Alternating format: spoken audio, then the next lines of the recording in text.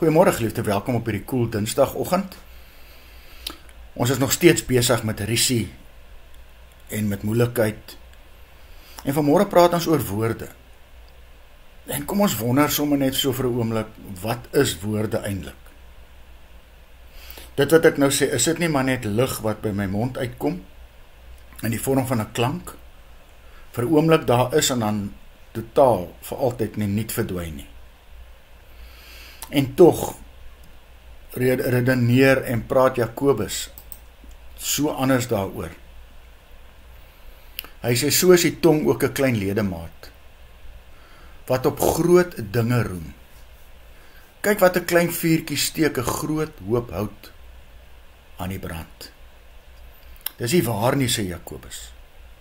Daar is min dinge wat so gevaarlik is as 'n mens se woorde.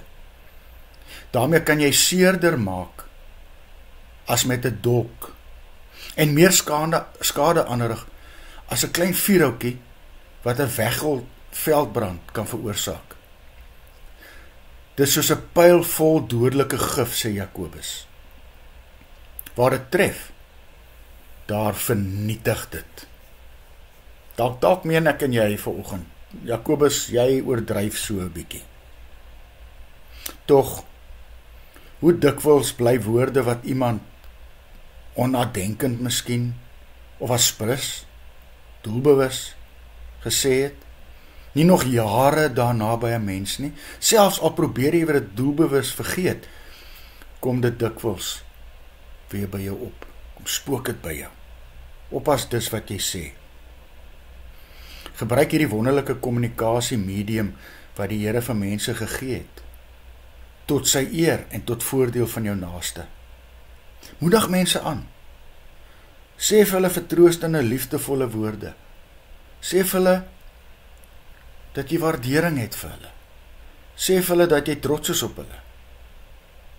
Moenie dat daar ooit 'n liefdelose, kwetsende, verdoemende woord oor jou lippe kom nie. En geliefde, vanmôre verseker veral teenoor die wat die naaste aan jou is nie.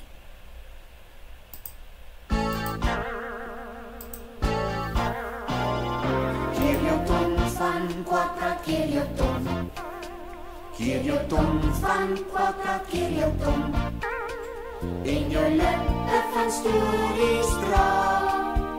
Keer jou tong van kwaad praat, keer jou tong. Keer jou tong van vuil praat, keer jou tong. Keer jou tong van vuil praat, keer jou tong. Moenie skel, moenie vloek, moenie raas. Keer jou tong van vuil praat, keer jou tong. Nou goed, hou nou jou tong vas met jou 2 voorvingers, dan sing ons dit weer.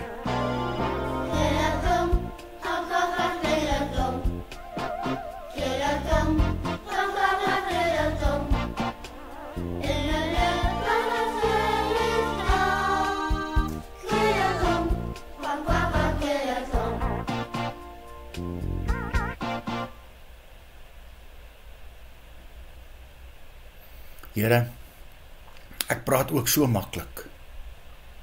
Leer my om 'n wag voor my mond te sit en slegs opbouende en vertroostende woorde te gebruik. Amen. Geliefde, môreoggend praat ons oor die 10de gebod. Mag jy 'n wonderlike dag hê.